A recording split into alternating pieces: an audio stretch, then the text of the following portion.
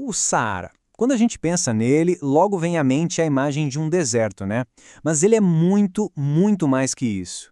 Pense nele como um palco gigantesco da nossa história. Um lugar que testemunhou uma coragem incrível, grandes descobertas e, claro, muitos mistérios. Hoje a gente vai desvendar exatamente isso. Como a humanidade ousou cruzar essa vastidão e o que será que encontrou do outro lado. E isso nos leva a uma pergunta fundamental que vai guiar toda a nossa conversa aqui. O que, afinal de contas, impulsionou a humanidade a cruzar o que parecia intransponível? Sério, o que leva alguém a encarar um ambiente tão hostil? Foi pura necessidade, curiosidade, a ambição por riquezas? Bem, é exatamente isso que a gente vai começar a desvendar agora. Então, para entender essa história, a gente tem que voltar lá no comecinho, nos primeiros desbravadores. Foram essas pessoas, esses pioneiros, que traçaram os primeiríssimos caminhos no meio daquela areia toda. Eles basicamente mostraram que o que todo mundo achava impossível era, na verdade, só o começo de uma jornada muito, mas muito longa.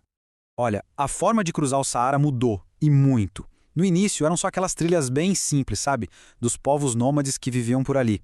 Mas aí a coisa foi evoluindo. Surgiram as caravanas, super organizadas, que transformaram esses caminhos em rotas comerciais vitais.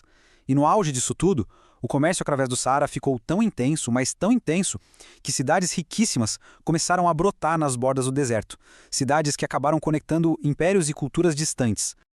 Tá, mas aí fica a pergunta. Como eles conseguiam sobreviver a uma viagem dessas? A resposta é pura engenhosidade humana. Pensa só. Eles aprenderam a se guiar pelas estrelas para não se perderem, desenvolveram técnicas super espertas para economizar cada gotinha de água e, o mais importante de tudo, domesticaram o camelo, o famoso navio do deserto, né? Sem ele, simplesmente não daria. Era o único capaz de aguentar aquelas jornadas intermináveis. Mas olha só, o Saara não era só um desafio para o corpo, não.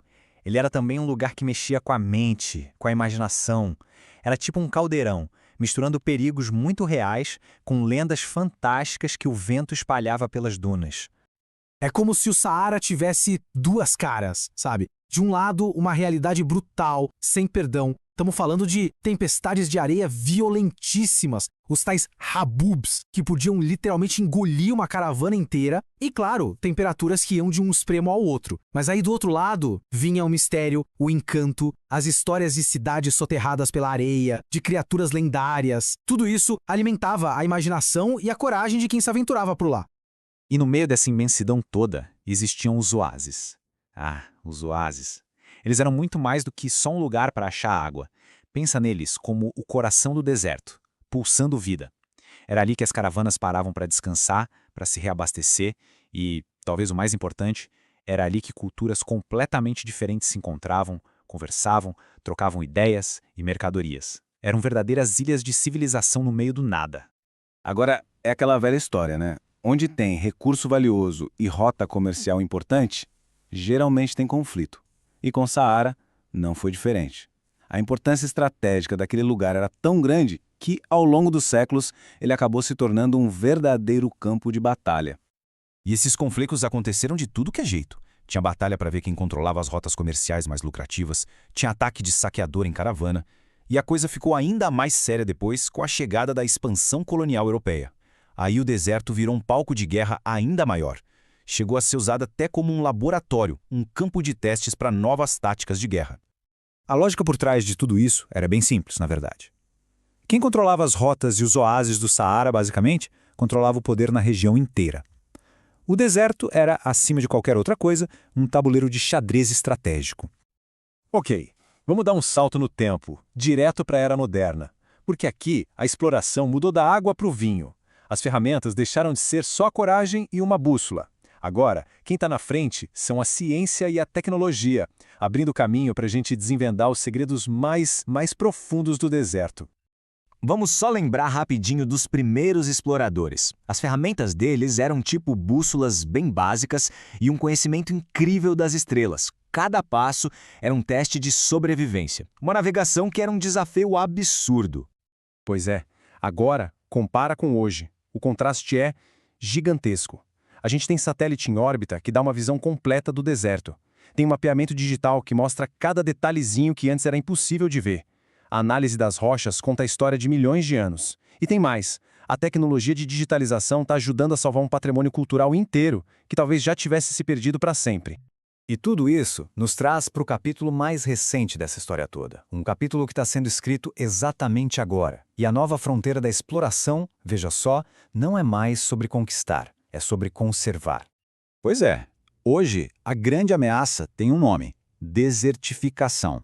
É um processo super preocupante em que terras que antes eram férteis vão virando deserto, um solo totalmente seco. E o pior é que uma combinação bem perigosa de mudanças climáticas com a nossa própria atividade está acelerando isso num ritmo que assusta. O cenário é bem claro e a urgência é total.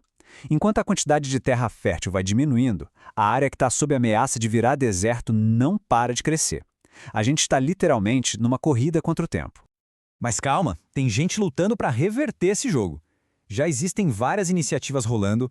As estratégias passam por proteger a vida animal e vegetal, que é única dali, recuperar áreas que já foram estragadas, incentivar um turismo que não agrida ao ambiente e, talvez o ponto mais crucial de todos, trazer as comunidades locais para perto, porque são elas que guardam conhecimento ancestral de como viver em harmonia com aquele lugar.